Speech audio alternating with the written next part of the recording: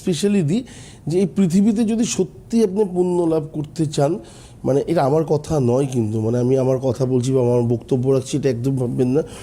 যদি পৃথিবীতে সত্যি মনে করেন যে না আমি চাই করি না তাই করি না, কিন্তু সত্যি আমি পুণ্য অর্জন করতে চাই, কোনো দিনও 1 কিঞ্চিত জায়গা না নিজের নামে রেজিস্ট্রি করবেন না।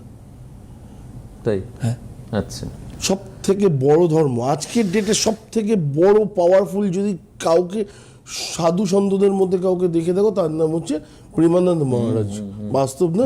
যেখানে বিরাট কোহলি থেকে শুরু করে প্রত্যেকে, শিল্পা শেট্টি পর্যন্ত প্রত্যেকে যাচ্ছেন এবং ওনার আশীর্বাদ নেওয়ার জন্য। তো তার একটাই কথা, আমার এই পৃথিবীতে না একটা ব্যাংক অ্যাকাউন্ট আছে, না আমার গুরুদেব আমার কাছে আমি বচন মানে প্রতিজ্ঞা করা আছে কোনোদিনও আমি 1 ইঞ্চি জায়গা নিজের নামে করব না। তো তার রিজনটা কি সেটা নিয়ে আমি ডিটেলসে এর পরে অবশ্যই আলোচনা করব, কিন্তু এর মধ্যে পাপ বা পুণ্যের জায়গাটা কোথায় আছে এটা নিয়ে আমি আলোচনা করবো, নাহলে অসম্পূর্ণ থেকে যাবে। আজকে নয়, সামনের দিনকে। তো আজকে যেটা মেন স্টার্টিং করলো দেবাশিস দা ব্যবসায়ীদেরকে নিয়ে। ব্যবসায়ীদের মধ্যে দেখুন, আমাদের ভারতবর্ষে এমন একজন ব্যবসায়ী আছেন যারা 2 ভাই, যার একজনের সত্তায় চারপাশে ঘুরে বেড়াচ্ছে, যার বাড়ি হয়তো ভারতবর্ষের জিডিপির সমান, হ্যাঁ বলতে গেলে পরে কম বেশি, এবং উল্টো দিক থেকে আরেক ভাইকে দেখুন অকেশন ছাড়া দেখা যায় না।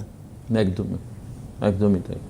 যদি তার বাড়িতে কোনো রকম অকেশন থাকে তাহলে ভাইকে দেখতে পাবেন, হ্যাঁ, তো তাছাড়া দেখতে পাবেন না। আমার মনে হয় যে নাম করে আলাদা করে বলার দরকার, বলার প্রয়োজন রাখে না। মানুষ বুদ্ধিমান, মানুষ ঠিক ধরে রাখতে পারেন। তো প্রতিটা জিনিসের পেছনে না কারণ থাকে, প্রতিটা জিনিসের পেছনে। আজকে 33 টাকা নেমেছে ওই ভাই। যদি ভাইয়ের মার্কেট দর জিজ্ঞাসা করা যায়, দেবাশিস দা জানেন তার দাম আজকে 33 টাকা। যাই হোক, আগের দিনকে 74 টাকা বলা হচ্ছিল, 48 টাকা, তারপর 38 টাকা। গতদিন আমরা বললাম তখন 36 টাকা সামথিং, 38 টাকা। হ্যাঁ, তো সেই জায়গা থেকে আজকে দেবাশিস দার ভাই, সেই ভাই আজকে অনেকটা নিচে নেমে এসেছেন। তো এটা একটা পার্ট লাইফের।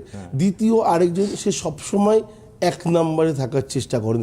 আমি যদি বলি যে ভারতবর্ষে কি আর কেউ যায়নি 1 নম্বরে, হ্যাঁ গেছে, অবশ্যই গেছে। সান ফার্মা বলে একটা কোম্পানি আছে, নাম মানে নিয়েই বলছি, ফার্মাসিউটিক্যালে যারা আছেন তারা ভালো মতো জানেন। সেই কোম্পানির মালিকের শখ হয়েছিল একদিনের জন্য ভারতবর্ষে আমি বড় লোক হব, কিন্তু কি হয়েছে, আজকে ওই একদিনের বড় লোক তার কপালে কাল ডেকে এনেছে। আচ্ছা, সেই যাই হোক, আমি কারণ নাম না করে বলবো, গুগল দেখলেই আপনারা বুঝতে পারবেন।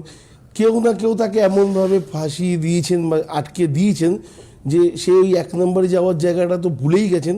এখন সেবি, কোর্ট, বাড়ি, এই 3টে জায়গার মধ্যে কন্টিনিউয়াসলি তাকে ঘুরতে হয়।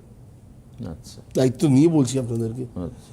তো এটাই যে 1 নম্বরে ওঠার নেশা যেটা থাকে না, সেটা ভালো, কিন্তু আমার মনে হয় আমাদের ভারতবর্ষের ক্ষেত্রে একটু প্রতিবন্ধকতা বেশি।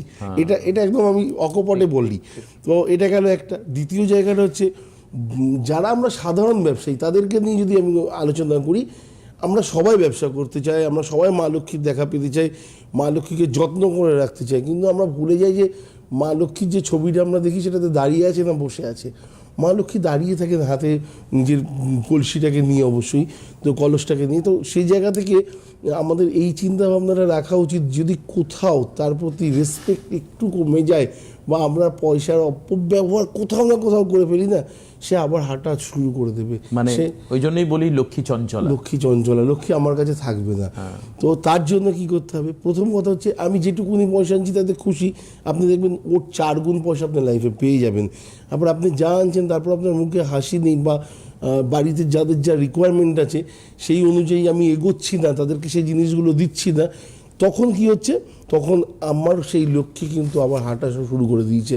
তো আমার লক্ষ্মীকে যদি শান্ত রাখতে হয়, কিছু নিয়ম আছে। মানে আমাকে খানিকটা রেসপেক্টফুল থাকতে হবে। তুমি 100% আমরা বাড়িতে সন্ধে দিই, আমরা বাড়িতে সন্ধে দিই, টাকা প্রত্যেকটা মানুষ আলমারিতে রাখে, চোররাও জানে, তার জন্য লোকে আলমারি ভাঙে, চোরের আলমারি ভাঙে।